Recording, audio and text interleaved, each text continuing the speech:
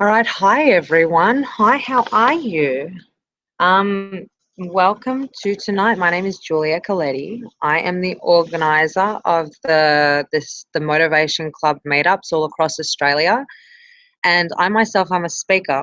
I'm a speaker and a life coach, and I specialize in friendship and loneliness. You know what would be great though? If you could see me. Hi. So it's such a pleasure to see you. I'm putting this together to share with as many people as possible because I truly believe that loneliness is one of the biggest killers in the world. Yes, stress, but loneliness makes you move down the path of depression, stress, anxiety, everything else, just purely because we can't connect. So, what I'm going to be sharing with you today is a brand new presentation speech training that I put together called Lonely in a Room Full of People. So, despite the fact that my logo that you just saw is like sunshine, happiness, rainbows, flowers, and all that kind of stuff, that's the kind of person I am. But for many years, I've been very, very lonely. I was lonely as a teenager. I was lonely as a child, lonely as a teenager, lonely as a young adult, lonely with all of my friends, and lonely within my relationship. And even as a mother, I was starting to feel lonely. And that's when I needed to nip it in the bud because I realized that, I've got all these people around me. It's not them, it has to be me. So, welcome. Thank you for checking this out. I'd love your feedback because eventually I want to take this to TED and write a book, stand up on stage. I love being a speaker. That's my highest value, if you haven't noticed. And so let's get into it. So tonight, whenever you're watching this, I'm going to be flicking through from the camera. I'm outside today. It's nice and it's pretty shitty weather, but it's cold.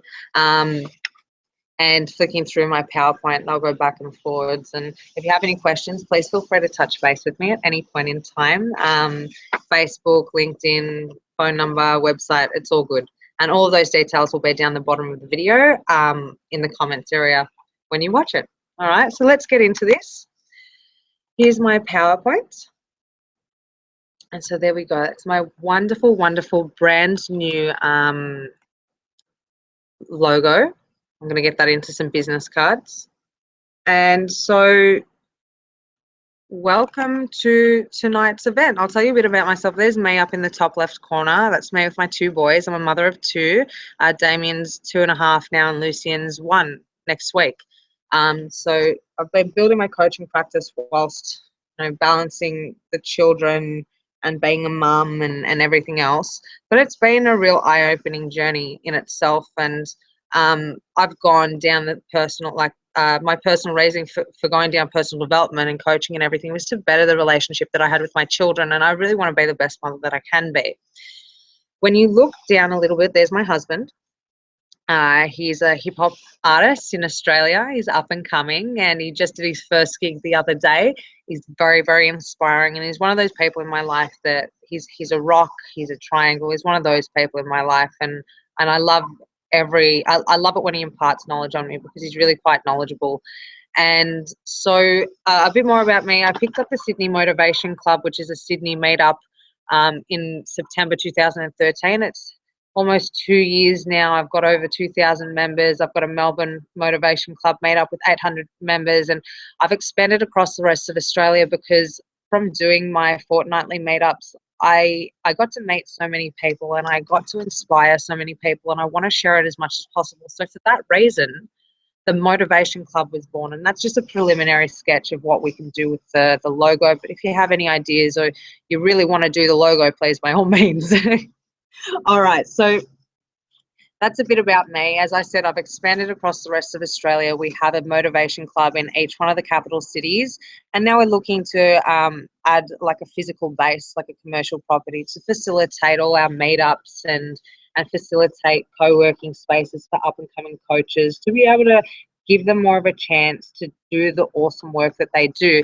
I love being a cheerleader for the coaching industry. They've given me so much, and I just want to give back. That's all I want. So on that note, we're currently working on a back-end project. We're actually working on 3. The first one, and all 3 of them are 24/7 channels to be embedded into websites and streams to you at home. So the first one is thinking outside the cubicle. This is a channel for teenagers. This is something that I'm working with my husband on. Um, it's like a merger of the hip hop industry and personal development. And our analogy of it is chocolate covered broccoli, which is kind of funny. Like personal development being the broccoli, it's something that you need, but you want the illusion of hot guys rapping.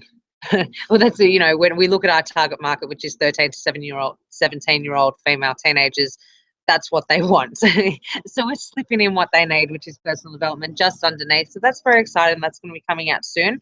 We're also working on a motivation TV and a business TV, and I'll tell you more about that in a different video. But there's lots happening, and I'll be sharing it with you all as we go. So that's a bit about me and where I'm going. And so that brings us to tonight's topic. So we're looking at lonely in a room full of people. Making friends in the modern world has changed so much because we're all sitting behind computers. We're sitting more full stop. Everything is over the phone. Like it's right in our hand. 80% of the population wakes up first thing in the morning and looks at Facebook. So that's the direction that we're going in, and it's more and more common that people are feeling like they can't connect to the people in the room with them. And so I've put this together as a glimpse of what I've been through as a lonely person in my life, because I've been through it very, very many times, and how I now get out of those states. Well, I'm going to share with you the strategy of how I got out completely. And each time I start to dip into it, I know exactly what strategy I'm running, so I know how to break it instantaneously. And all I want is for you to be able to achieve that too, because through my meetups, I've met hundreds and hundreds of people. And a lonely person. If you're a lonely person, you know a lonely person when you meet them. And I just want to help them, and I want them to know that, there are different opportunities in life, and you can have a really, really happy and wonderful, wonderful life too. So let's get into it, shall we? I'm going to start off with the terms and conditions of life. So you can say there's a little child with the tree. That's the first picture. Then there's the bored teenager. Then there's the crazy face.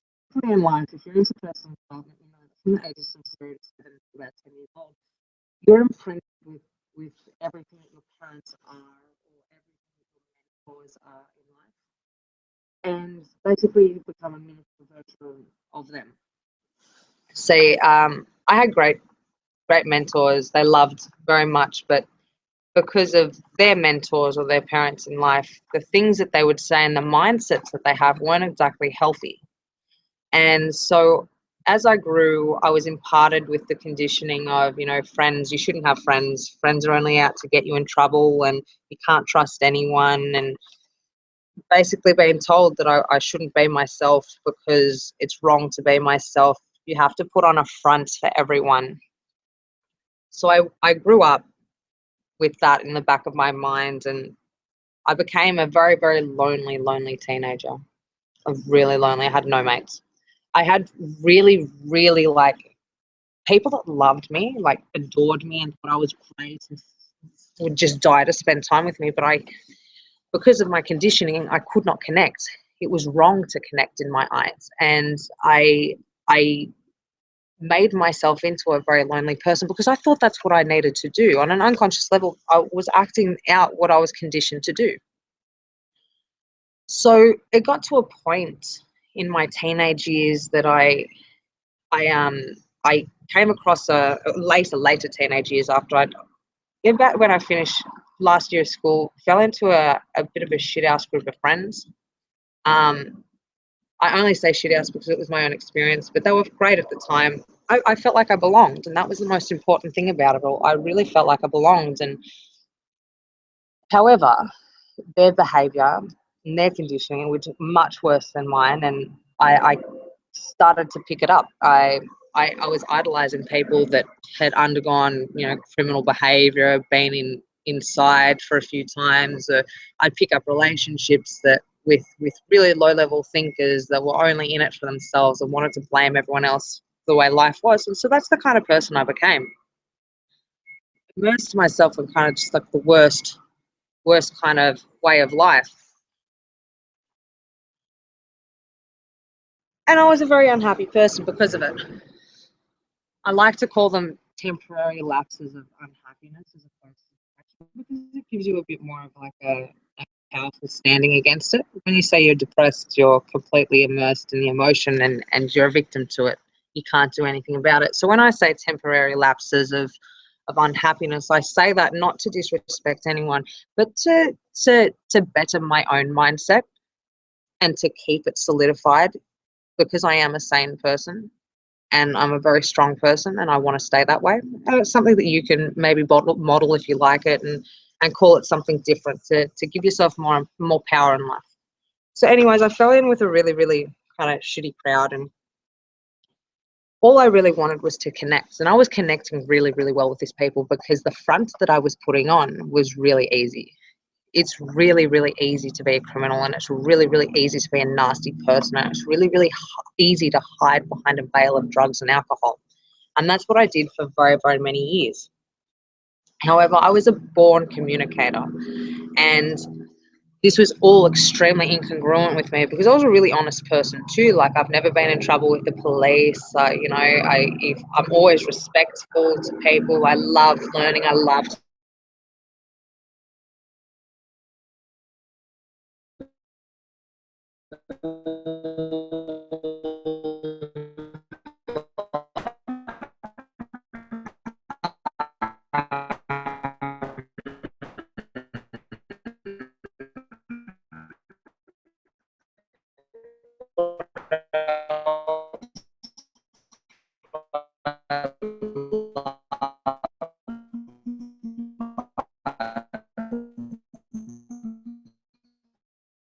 I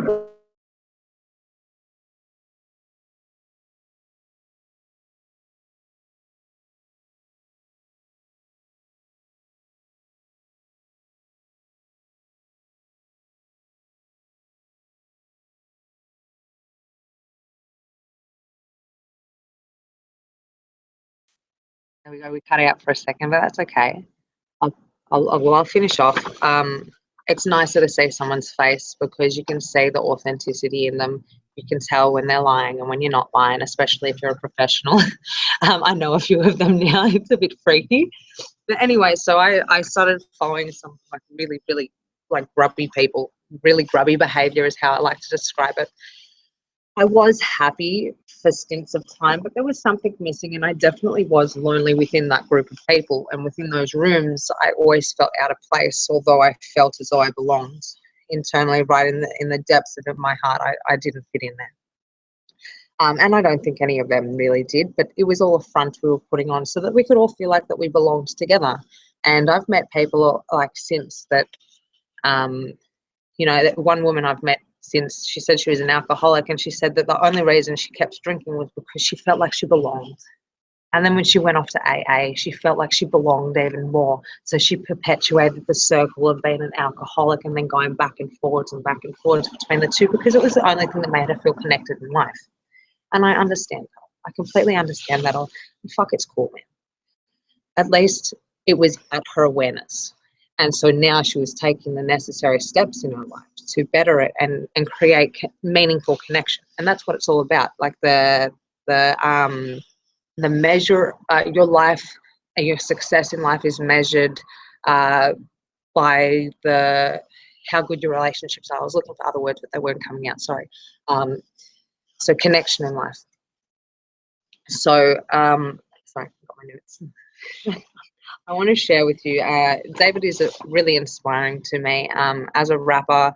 When he's a rapper, but when I first came into contact with the hip hop industry, I was completely kind of like, oh my god, taken aback. I thought they'd be just a bunch of criminals and drug addicts, like we were just perpetuating a cycle of shitty friends, but they weren't. I was really impressed. And something that they all indulge in is something called the spoken word. And they will get up on stage and basically do poetry, but they don't like to call it poetry because it makes them look soft. So I put together a little like prose almost of how I feel about loneliness. And I'll pop up the picture that I found for you. Just give me a sec.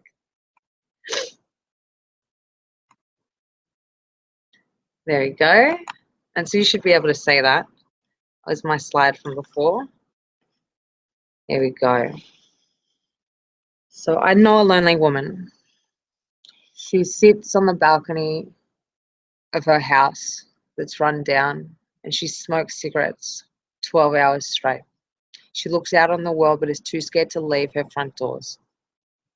She spends the most of her time hiding from the world and the rest of the time apologizing for hiding. She's a very lonely woman on the inside. I know a lonely man. He works 7 days a week. To and from work, he just abuses everyone that he comes across and is not convinced that anyone is truly happy in life. He goes home, watches the news, and argues with the news presenters about whose fault it was, then goes to sleep a lonely man. I know a lonely woman. She got sick. She had to move back with her parents. It broke her heart. So she became lonelier and lonelier and segregated herself so much more because it wasn't her fault that she got sick. It was the world's. And so she hated the world for it. I know a lonely man.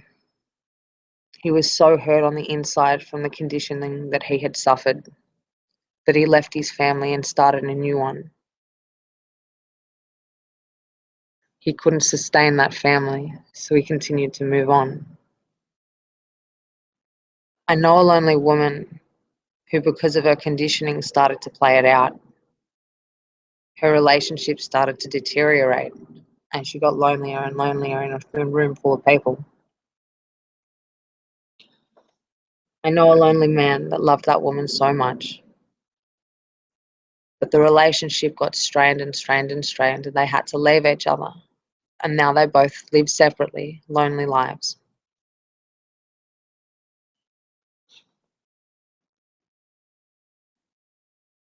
So I know all these people. This isn't just something made up. I know each and every one of these people, and I know so many more. The one common thread is they've been conditioned a certain way, or they've taught themselves throughout their lives after a bit of trauma. Well, I don't want to say a bit, sorry, my bad. They've suffered trauma, and they will make excuses for their own behavior and their own connection problems. They would like to blame everyone else because it's their fault for not being able to connect with them. Okay? And they'll blame and they'll blame and they'll blame. They'll blame the media, they'll blame the politics, they'll blame, the different religious groups, or they'll blame everything. But they won't look at themselves and what they're doing. They'll make excuses for everything and they live in a complete state of denial. That is who these people are. But this is not because they're mean people. And you'll start to notice that, really, truly lonely people, they're the nastiest people in this world. They're so full of hatred and they're so full of resentment.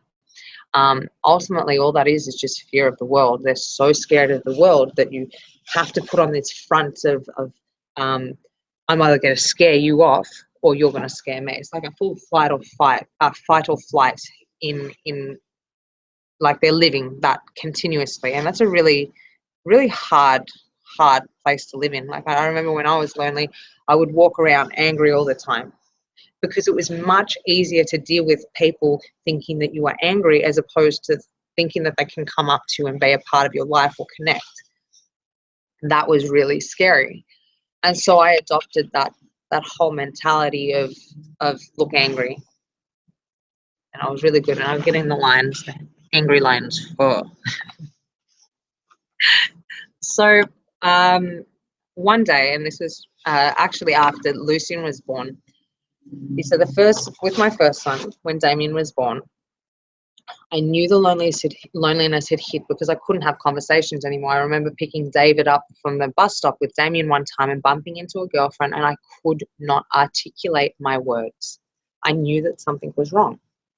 And I looked back at my life and thought, okay, things are just fucked. What am I going to do? And so I picked up the Sydney Motivation Club and forced myself to host the groups. I started hosting meetups, and I had no idea what I was doing. I had no idea that it could contribute to my business in any way, or, I could get clients out. I had no idea. But that was cool because I was connecting, and that was the point of it all. I was connecting with people. And I felt for the first time in a very, very long time, I felt inspired by myself. I felt empowered. I felt a part of something, and I felt strong on the inside. And it was the most amazing experience. And I did that for a full year. And then Lucian was born, and because he'd spent time in hospital afterwards, I lost my momentum. He was there for like a 3 weeks afterwards. I had to leave the hospital. It was the most heartbreaking thing I've ever had to do. It was really, really full on. And I started out that strategy of loneliness again. And I'd started distancing people, or, my only focus was me and how I was feeling. And I'd gone back blaming everyone else and making excuses for myself. And I was, again, living in this massive state of denial. And then I moved out, and we all moved houses, and I felt even more segregated. And then it was a point to I wasn't speaking. I wasn't doing workshops. I didn't have clients. I was at home with the kids all day.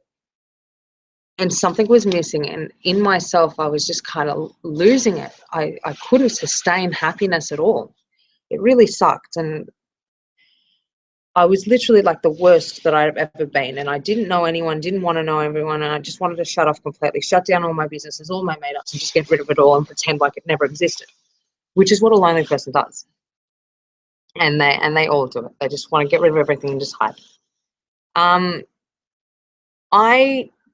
I decided that I needed to re-educate. I needed to jump back into my education.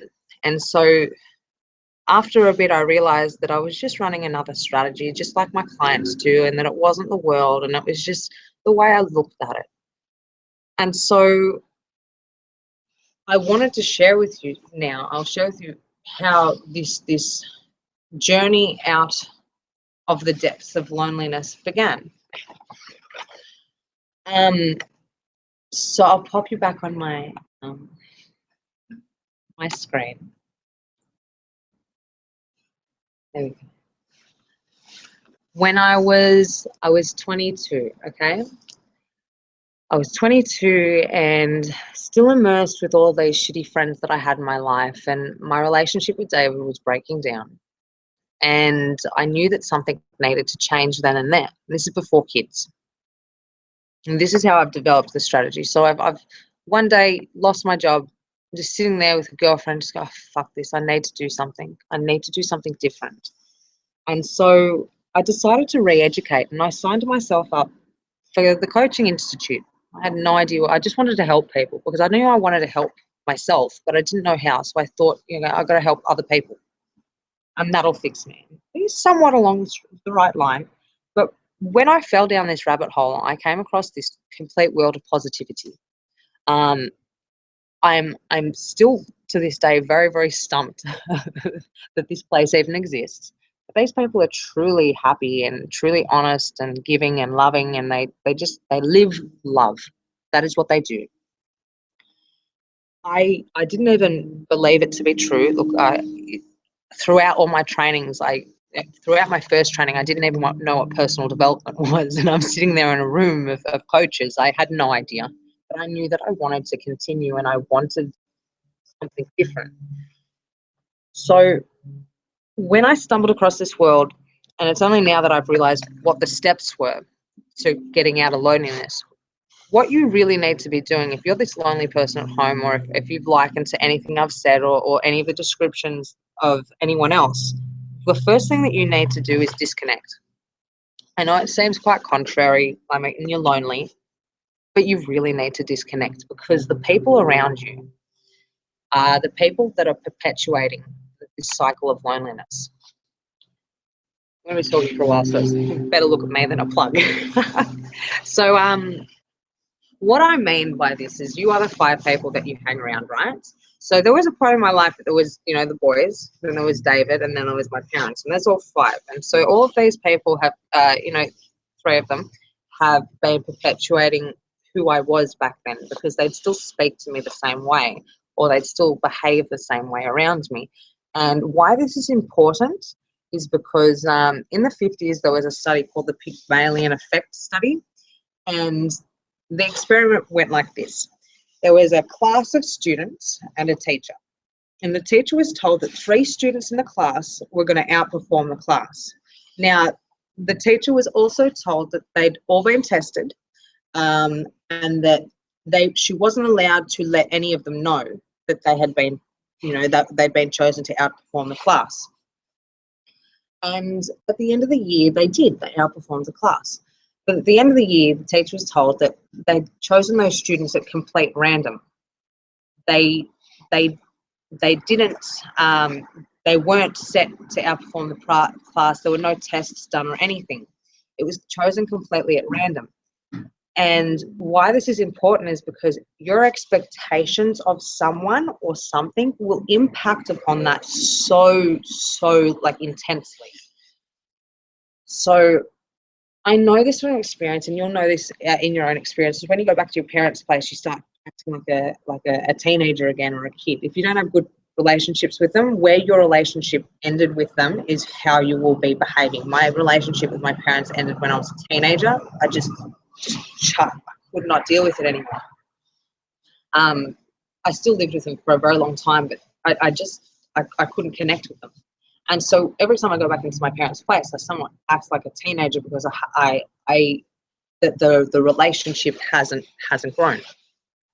And it always makes it really straining, because who the fuck wants to hang out with a teenager, like a 26-year-old teenager? But so that's why I say that the first step is to disconnect.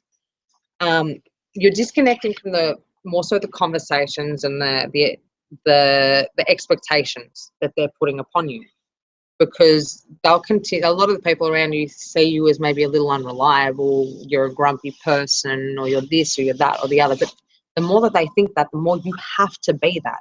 It's energy. When you throw something out there, it's attraction, magnetism, whatever it is, whatever you want to call it, however you see it, that is what's happening. You need to take a step back from intimate relationships so that you can allow for that emotional flooding that you experience to settle, and for you to see it for what it really is. Now, some of those relationships that you have around you will be completely toxic, and you need to get rid of them.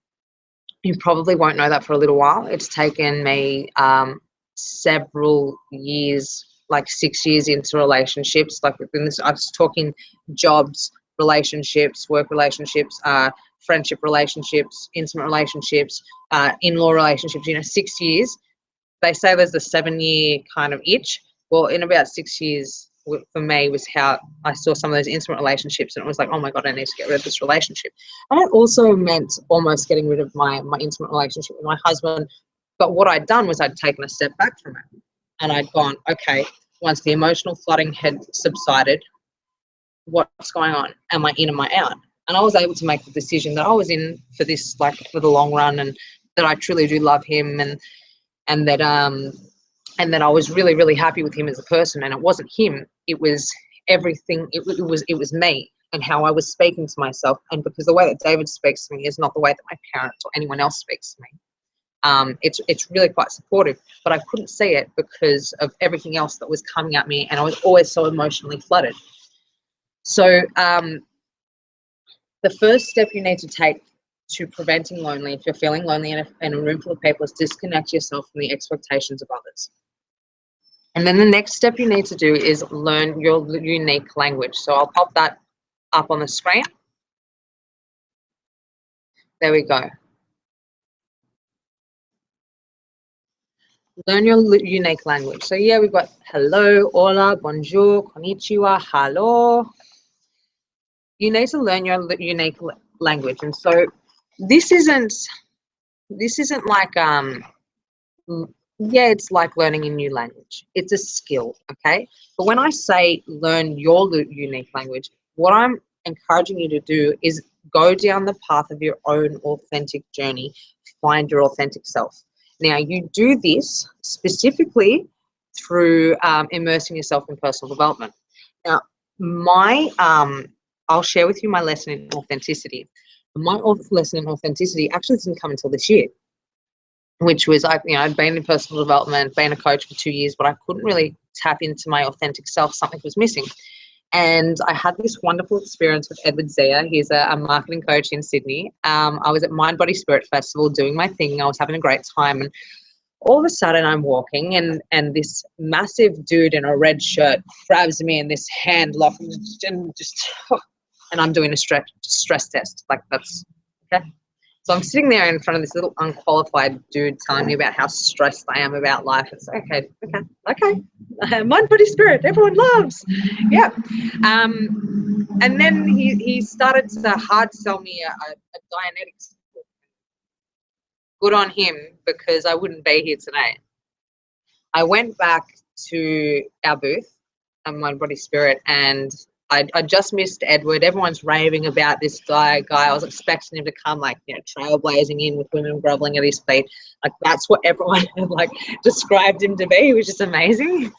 And then he took me for a walk, and he takes me back to the Church of Scientology after I've explained to him what happened. And after having explained my journey in my business, something was missing, and he could see it from a mile away. I didn't know what it was. I couldn't put my finger on it, but it was the fact that I was putting on a front and I was being completely inauthentic with everything. Yes, I did love. Yes, I wanted to help, and all that kind of stuff. But something wasn't sitting right. What he got me to do was stand there in front of the Church of Scientology and just stare at them. I can't even do it here. But he did. He stood there and he stared at them. And he stared and he stared, and he's just this former AFP standing like this. It didn't faze him at all, the amount of, like, public eye that was on him, but it did stress those people out. Those people working for the Church of Scientology, their uncertainty made them just tremble and cower off into the corner where their leader was, and even their leader couldn't hold a stare or didn't even come over or anything to see if there was something up or if he could help or anything like that. Nothing happened. And so right at the end of it all, he goes, "So what's the difference between you and them?" I couldn't answer the question. I'm authentic. So to say you're authentic takes a little bit, and that was the beginning of my journey. And once I started to become a bit more authentic, I started to realize, oh wow, that's a toxic relationship. Oh yeah, I can get rid of that one now. Go, please. And I stopped all that, unresourceful kind of people pleasing, wanting to be a part of things, wanting to fit in. It sort of just dissipated over a period of time. Like this, you don't become authentic overnight. You're becoming more authentic until the day you die. But to really tap into it, you need to start working on yourself, and you really need to immerse yourself in personal development and learn those languages of love and connection and friendship and gratitude. Like, these are just vocabularies that you need to tap into, and this is just a skill. So that's step 2, is finding your unique language and really tapping into it, and that's all done through personal development, and that's how you find yourself. So yes, I know I'm a coach, but first and foremost, I'm a cheerleader for the coaching industry. I love being coached. I have a coach. I've got a business coach, a parenting coach. I've got everything, because I want to be the best version of myself. And the thing about friends is, my father said, I think I've already said it, you hang around shit, you start to smell like shit. Well, when you go off into the world and you want to make new friends, like, I can teach you all of that. That's easy. But you're still tapping into the kind of the same level that you're at. So it doesn't matter where you go in the world, you'll still get the same set of friends, just different faces. What you need to do is you need to develop yourself. A better you will get better friends. So I know that makes sense. I know that's going to hit a home for a lot of people. So highly encouraging people to follow personal development. And that's why I set up the Motivation Club. And that's why I'd expanded across Australia, so that people could come to rooms and meet other like-minded people and venture on that journey of authenticity themselves, so that they've got accountability and people around them to support them. So that was the reason also why I set up the Motivation Club. So then the next step, which is very exciting for me, one sec guys, I'll get it up, is to, oh shit, is to strike up a conversation with anyone, anywhere, anytime. So when you've when you've taken your step one and you've realized that the people around you are sort of perpetuating your own loneliness because of the things that they say to you, they're the same things they say to you every single time, the same things. You need to break away from those same things. Tap into yourself. Step number 2, tap into your unique language, your authentic self, learning those languages of love and friendship and authenticity along the way. And you need to start striking up a conversation with anyone, anywhere, anytime. Now, this is where my journey as a coach sort of began, and how I found my niche of friendship was because I put on this workshop called How to Strike Up a Conversation with Anyone, Anywhere, Anytime for my Sydney Motivation Club one day. And it just went off. I was always getting 30 people in the room. People wanted to connect. It was all very, very exciting at first. I thought, I'm going to make heaps of money out of a workshop, but it doesn't work like that. You see, the workshop expanded and it grew and it grew and it grew.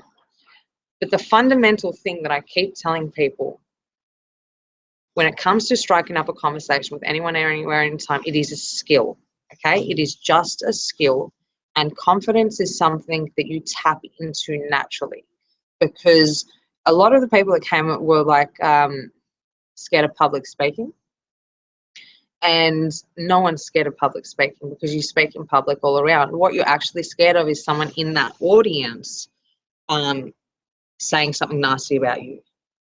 Yeah, that's more. And Dr. Demartini, it describes it as you're putting someone on a pedestal and saying, oh, that person is either better than you or will think that, and I have to be that way to evoke an emotion, a good emotion out of that person. So that's pedestals, and that's why striking up a conversation anywhere, anytime is really, really important, because it's a skill.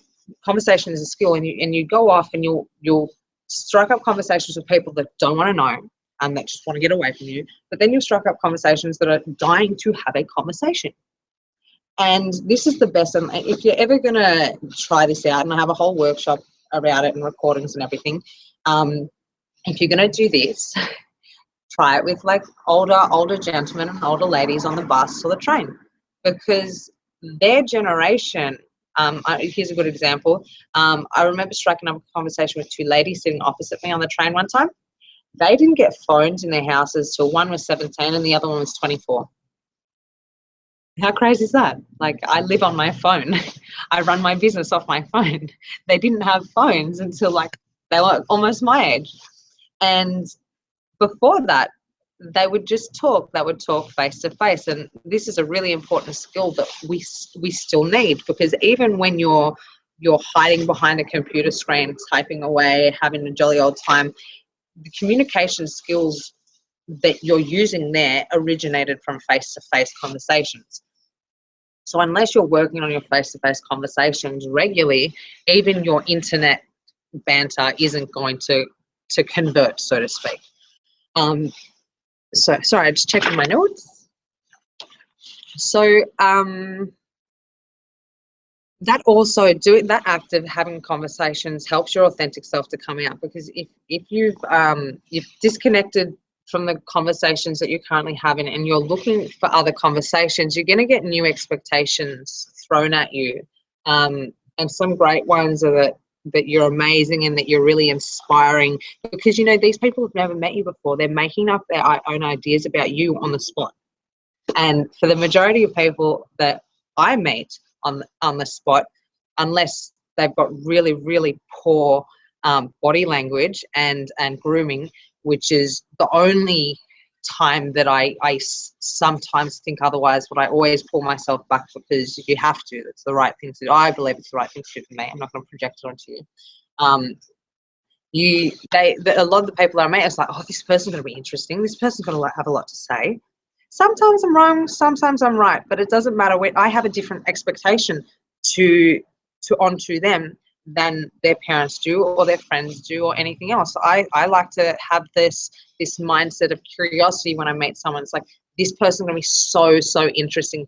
They're going to have some valuable things to say. I'm going to be so excited to speak to them and really happy that I did it in the end. And when I have that outlook and I just strike up conversations with oldies on the bus or the train, they feel that and they open up instantaneously. It's all about the intention. Like, I've had someone ask me in my How to Strike Up a Conversation workshop. It's like I tried striking up a conversation with a woman that was looking at me on the train, but I asked him, what was your intention? Was your intention to get an, oh, yeah, it would have been nice, I wanted to pick her up? And all that. Well, people feel that and they distance themselves. When you want to strike up a conversation with anyone, anywhere, anytime, the key is the intention. You're there with curiosity to get to know more about the world. It's not about picking up. That comes later down the track. First things first, you've got to create a friendship. The start of any, I am best friends with David first and foremost than I am a wife to him, because I could be a wife and I could have a best friend somewhere else. And that would be, for me, I do have a best girlfriend, but my best friend in life is David. That's why we connect so well. That's why our relationship is so good. So I always recommend friendships before relationships. Very important. So that actually brings me to my second point, which is that you need to begin the search. So yeah, you're striking up conversations with anyone, anywhere, anytime. Then you need to begin that search for friends. And you want to be tapping. So how do you meet like-minded people and make lifelong friends? Well, I have a word about that one too, but let me explain. Okay. So it all starts with who you want to be in life. Okay. Who do you want to be determines the people that you tap into. And if you're a lonely person, the person that you are isn't going to connect or attract anything else in life. So within learning about personal development, you're becoming a more integral person, a deeper person, a more connected person. And from becoming that, you begin to attract that.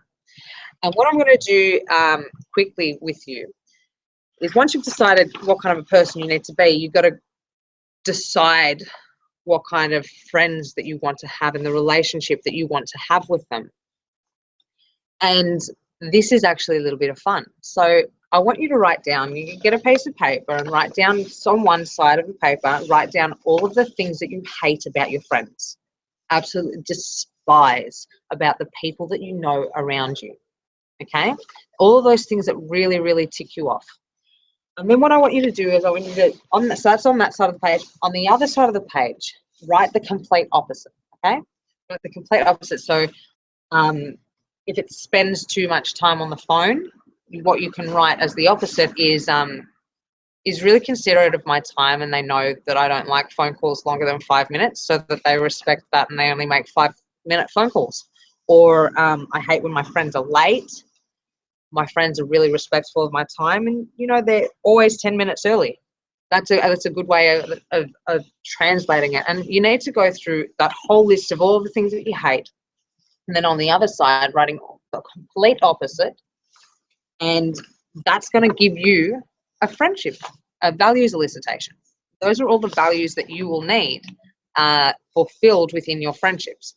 So it's quite exciting what comes out of it, because then you've got a list of all of the attributes that you want in your friends. And visualization and writing, visualization is one of the most powerful things within personal development, because in 1992, you and Cole, there were two professors, they did a experiment. One group of people would exercise a muscle, the second group of people wouldn't, and then the third group of people just visualized it.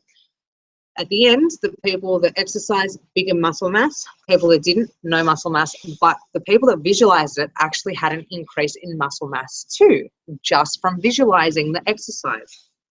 So once you have a list of things that you want out of a person, you can begin visualizing them. You can make a vision board or any other of those things.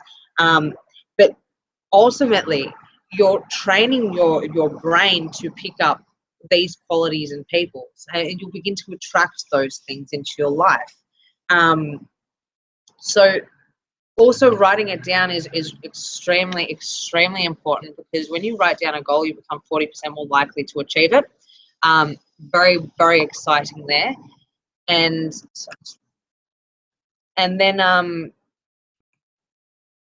the key to it is to look at that once or twice a day, preferably twice, because in business, the millionaires of the world look at their goals once a day, and the billionaires look at their goals twice a day, and they review it, they look through it, they read it, they memorize it, they say it to themselves. My business coach, Menno, he records it and listens to it.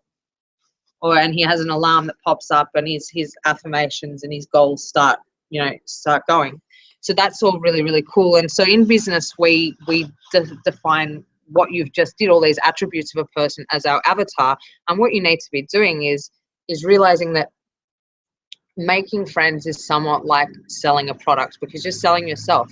So you need to have that avatar in place, because otherwise you won't know what friend to look for. You'll just think, oh, that person does exciting things, so I want to be friends with them, but they might be really disrespectful and quite a nasty person, and you really don't enjoy the time. But you found one thing in common and you're feeling lonely, so you stay in that relationship or that friendship or whatever.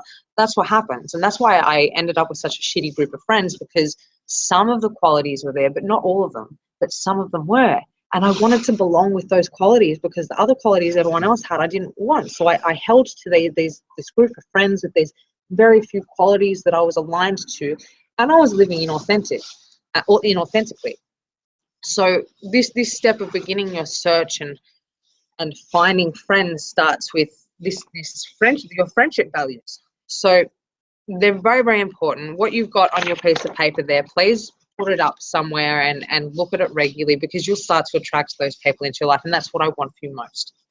And then you want to be looking at who you want to be as a person, and how your relationship is with them, and then establishing where do you want to meet with these people regularly, and start organizing little catch-ups. Like if you like to go to the library and read books, you start up a book club. Or if you like the art gallery, start just going to the art gallery and inviting people along. I love going to dinner. I love eating out. So what I started doing, and it's a part of the strategy that I teach people in my How to Meet Like-Minded People and Make Lifelong Friends, is I just organized a dinner one day, and I invited all my friends to it. And most people will have plans if you don't give them enough notice, but that's also cool as well, because that gives you that distance and that space to be like, okay, the pressure is off, 2 people have turned up, we can have a great time.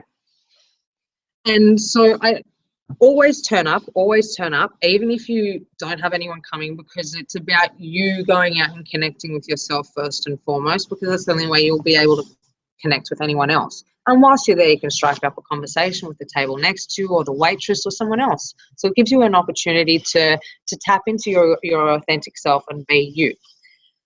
So the last step, and the most important step to kind of tie this all off, and it's something that I only got recently, because something was still missing. Like, I'm going out to dinner with all my girlfriends, and my relationships with everyone still aren't quite working. I'm doing everything that I'm supposed to be doing. Something was missing. And the next step is to act with love every single step of the way. Now, what does this mean? Okay. Acting with love. It's a very interesting one. It sounds a bit sappy, and especially from the group of friends that I came with, they all condemned this kind of speak with love talk. They were all very, very hurt and scared people. So acting with love is, and coming from a place of love, is acting with grace and a sense of humour in all situations, taking into account that you will never know anyone's intentions, so you can never label anyone's behaviour as bad. The majority of people's behaviour is to keep them safe. So and especially those really nasty people. those really nasty people that are mean to you in public for no reason, or, you know, those family members that yell and scream. They're actually quite hurt people, and they are lonely themselves because they can't connect. They don't know how. They haven't been taught how to. So establishing that empathy for them really, really helps this whole situation, because it doesn't matter how many friends you have, you're still going to feel lonely if you can't connect to the people around you, because you'll project it back onto yourself. If you have a shitty altercation with someone, like, and I recently had an altercation with a girl that just, oh, she was horrible. And because I didn't treat her with the love and the empathy that I could have, I started perpetuating just nasty, nasty scenarios in my head. And it started to come out in everyday life. And we've all got that. Like, if someone, you know, someone cuts you off, and then you go to work and you act like a dickhead to someone else. When you act with love onto yourself, that is, you're respecting yourself and you're expecting your mental state, you decide not to get angry. You decide, instead of getting angry, you'll get curious, or instead of getting scared, you'll get empowered. By treating yourself with love and acting with love every step of the way, you empower yourself with the opportunity to choose how you want to come across in the world. And that is just a reflection of how much you love yourself inside. And so this is a natural step that occurs, but it's a natural step that occurs through you know, disconnecting from the bad conversations that you're having, through following and endeavoring on a personal development journey. It's a natural thing that's going to occur when you strike up conversations, random conversations, or if you're starting to meet like-minded people and make lifelong friends. So it's something you need to remember at all times, is to act with love, because that opens doorways. It moves mountains, and it creates friendships. And after friendships, which is what ultimately all of us want, is an intimate relationship. An intimate relationship where we can be so close to unconditional love from another as possible. And that is one of the most beautiful things in this world. So let me leave you with a story, okay? In the 13th century, in Rome and in the Holy Roman Empire, Emperor Frederick wanted to find out, what was the first language spoken on earth? Was it Hebrew? Was it Greek? Was it Latin? No one knew. And so what he did was he recreated the Garden of Eden. And within this almost exact replica, he put babies, newborn babies. They were taken from their mothers and they were put in there for this experiment. They were looked after by wet nurses who breastfed them, and, you know, they were cleaned and clothed and everything. They were looked after. The one condition was that no one was allowed to speak to them. All of those babies died. You see, communication is so, so important that once you see it all around you, once you lose communication, you start to degrade as a human. All the people that get sick and they go to nursing homes, and I know a few of them that have gone to nursing homes prematurely in their life, they're so lonely, they stop communicating, they stop connecting with the world, and their health deteriorates even further. You'll find truly lonely people have a lot of health complications, because it's that human touch that makes a difference. And a lot of these people that have confided in me as clients and friends and other lonely people have confided and said that all they want most and foremost is just to be held, because that human touch makes such a difference in life. So if that's you, and I really hope it isn't, but if it is, you've come to the right place. I've been through it. It really sucks. So there's my heart. There's the little baby. What I wanted to share with you was that the Motivation Club is something that I put together specifically for lonely people, so that they have the opportunity to find the person whose message and story truly resonates with them. And you might hate me up here, but that's cool, because then you can go off into the world, and I've given you this opportunity to find that person whose message and story resonates with you. I want you to find them, because I found those people. I found them throughout my life, and there's not going to be just one. There'll be several throughout your life, and you'll go on this amazing, amazing journey. So if you specifically want to improve your chances of making friends and meeting like-minded people, and therefore upping your chances of an intimate relationship, I have a full day of workshops set up, and I would like to invite you along. So I have how to strike up a conversation with anyone, anywhere, anytime, and how to meet like-minded people and make lifelong friends, which I've mentioned throughout this presentation. I have mentioned them, but I'll run you through it very quickly. How to strike up a conversation with anyone, anywhere, anytime, which I call Strike AAA. If you're ever wondering what it is, when I say Strike AAA, that's it.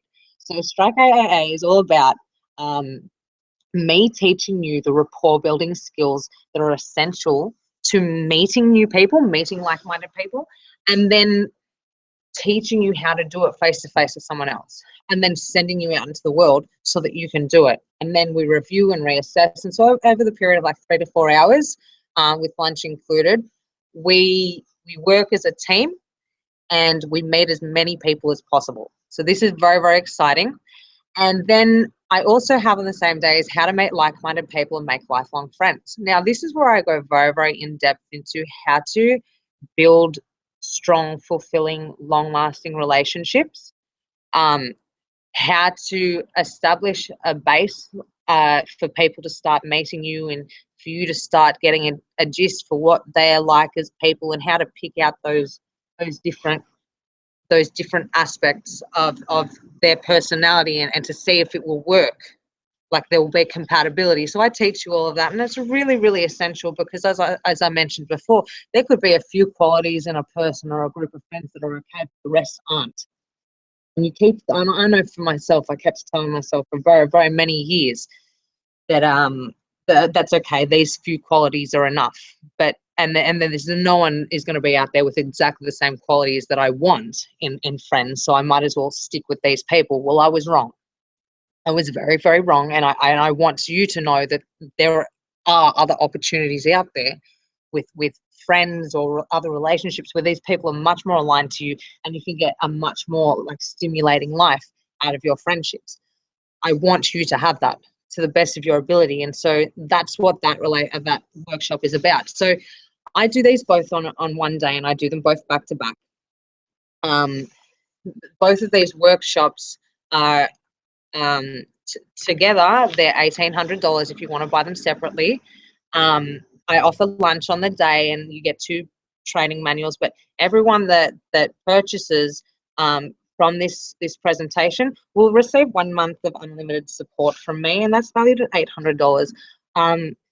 I've had many clients in the past where I've been underpaid, and I've been on the phone for 2 hours each day with them working through it. So $800 is something that, it's when you're on the phone to me and when you're getting the support that you need, $800 is nothing. It's absolutely like the minimal. So I'm chucking that in absolutely free, and I've cut my price completely. So from 2,679, it's going to be 999, and it's going to be the most wonderful, wonderful, exciting day. And on top of that, you get a full month of support to be able to help you on that journey to finding the friends that are truly going to make you shine as a person. I like to think of friends as almost like a handbag. Sometimes they're there to compliment you. They're not there to make you feel bad, and they're not there to make you look bad either. They're there to make you look and feel good.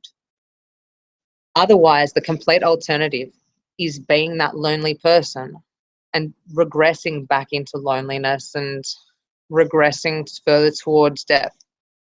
And that is the opposite. So if any of this has resonated with you in any single way, I would love the opportunity to meet you. I would love the opportunity to hold your hand through it all, because I've been there, I've done that.